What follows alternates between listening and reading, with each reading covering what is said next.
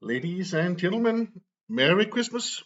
I tonight want to show something that I discovered when I was working on my awesome webpage, codeinvestigator.com. Here there's a lot of things. It's like a utility page that I use myself to create cool banners, for instance, for Spring Boot. Then you can create these cool banners right here. And then there's also the cheat sheets. And it was actually here.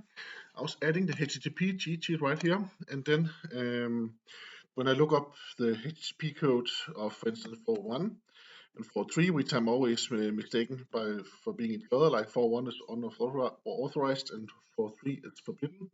That then I suddenly found something when I just wrote 4, because if I scroll a bit down, then there's something called I'm a teapot. I'm a teapot RFC 2324. It's an old one, and it's a kind of a joke. It's someone who actually made a coffee protocol, and of course I had to look it up. And this video will be about a coffee hypertext coffee pot control protocol. It's an old one, so it's just me who's a little bit behind. Maybe I've seen it many years ago, but at least I did not remember it, so I had to look it up. So like 1st of April 19 uh, 1998. This request for change was added right here, and it is quite cool because there's a bit done a lot of work inside this into this RFC.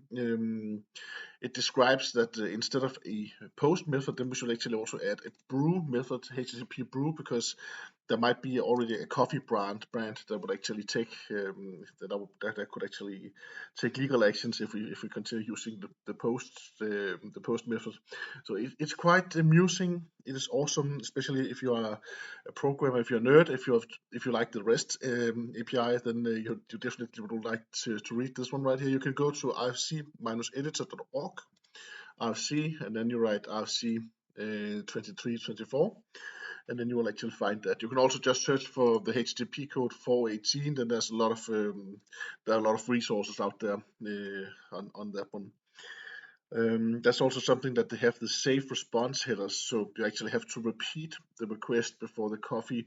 Okay, this whole thing is actually made so you can actually communicate to a coffee pot, so you can communicate to some kind of coffee maker that can then create the coffee.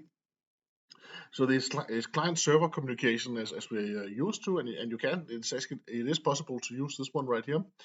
And if you are a teapot or a tea maker, then that is actually when you want to use this. This is when you want to use this response code right here. So then the server should say 418, I am a teapot, I'm not a coffee cup.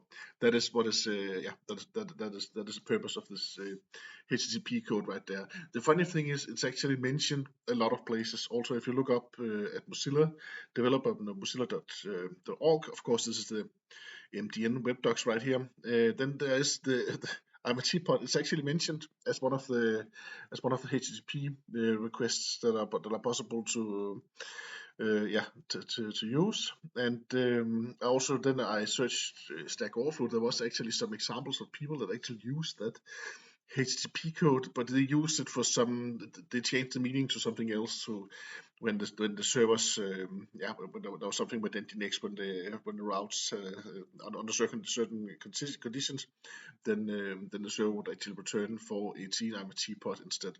So it's actually it's used for a lot of things, but not for what its original purpose was intended. So it was intended if you reach a tea maker instead of a instead of a coffee maker, then you could actually return that HTTP code 418. I'm a teapot. Yeah, this was the safe header. You can add a safe header. This means that then the client has to actually send two requests to make sure before the coffee maker starts making the coffee, before the coffee pot starts making the coffee. And you can also say put a conditional safe on it. So you say if user is awake, then you should use the safe marking, or else you should not use that. That would be used in the situation in the morning where you actually want coffee as soon as you wake up. Of course, you should start making the coffee before waking up, actually, right? So that is why this safe nature has been added right there, and conditional safe has been added to the header right there. So there's actually a sound logic between each of these headers right here. I do not know if there's any coffee makers that actually use this. It could be cool if it has been implemented. One thing is the UI. It will not start with HTTP. It will start with coffee, and you can use that name in most of the languages out there. I'll show. We will come to that chapter in just a couple of minutes. But here we have the accept additions header field. So you can actually add accept additions, and then you can say that you want to have milk in the coffee. You can also add syrup, and you can add multiple of these. You can just add semicolon between any of these addition types right here. You can also add a star, then you get all of the things in your coffee. And then of course you can add extra information like milk type, should that be cream or part skim or skim or non-dairy, etc. The alcohol type, should that be whiskey, rum, Kahlua, aquavit. Yeah. So then you can also omitted header fields. That is if you're using decaffeinated if you're using decaffeinated coffee, then what's the point? Then you don't need to you don't need to have any headers at all. So here we have the return codes right here. So that is the section right here. So we have 406, which is not acceptable. This is if the order is not acceptable. And then we have 418, I'm a teapot, and this is that was the one that triggered me. Any attempt to brew coffee with a teapot should result in the error code, I'm a teapot. Yes, the entire entity body may be short and stout. So, and here we come to the coffee URL scheme. The scheme, that is the first part of the URL. So that means when we usually write HTTP // something, then in this situation right here, we would actually write coffee and then // and then the host. You can actually see it right there, right? So we have another scheme. So we have the coffee scheme instead, and then you can actually use this. We use translations for different languages. So that means because I'm in Denmark, I'm Danish, so I could actually use the kaffe scheme instead. So I can write kaffe and then // and then the server should actually accept that. That means that any server, any coffee pot should actually accept any of these schemes to be the coffee scheme, right? So I think that's a little bit of it could actually be a bit of a problem. I think we should actually just have one, just the English one, coffee. I think that should be enough. Yeah. And for machines with multiple pots, okay, pot designator. That's if you want to. That's if there are multiple. If a machine has multiple pots, then you can actually choose which pot should actually brew your coffee. If you say the pot -2, for instance, then you will have the second pot to create it. Then we have there's a lot of information here, so I'll try to find the major things right here. We have a media type message coffee pot, and then the body. Yeah, okay, this is important. When you post something to the coffee pot or to the server that accepts your order, if you post or call brew to something, then the content type must be message / coffee pot like this, and the only information that you can actually send the coffee message body, the body can only be start or stop. So you can only send start or stop to the coffee pot right here. And it contains a coffee message body. That is the type of the body. Yeah, then there's a lot of they said there's a lot of things with security that it should be easy because of most organizations HTTP traffic crosses firewall fairly easy, and that's also why this protocol should should use that.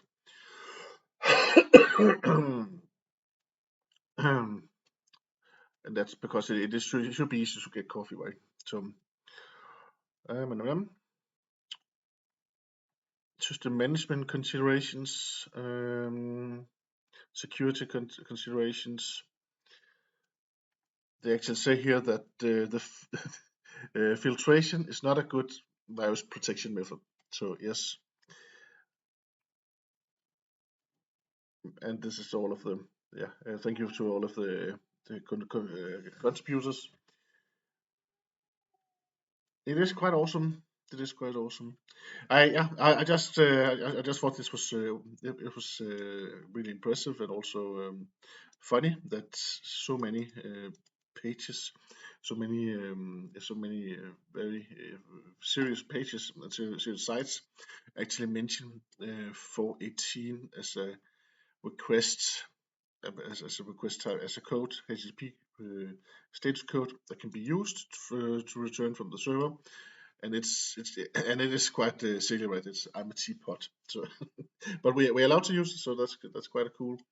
And actually, even though a message that's just an information right here that even though the code is not mentioned, like you can see there are gaps right here, like 419 for instance, it's not mentioned right here, and like 430, then it's actually okay because there's a higher description on the HTTP status code that everything that starts with 4 XX, for instance, that means that this should be something, yeah, regarding the requests that is not correctly, and or everything with 2 something that is. I think that's okay, right? And then the 5 something that is the server that where there's a problem. So if we search for 5 5 something, then we have all of the internal server errors and not implemented and bad gateway and stuff like that. So you're actually allowed to use all of the missing numbers if you want to. Yeah, and then at some point, of course, they might be taken and be used by and accepted by the official standard.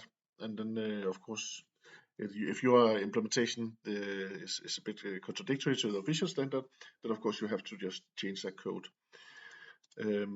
Yeah, that's actually it. That's actually it. Let me know what you think about the 418 code in the comments. And Merry Christmas. Have a great evening. Thank you very much. Bye bye.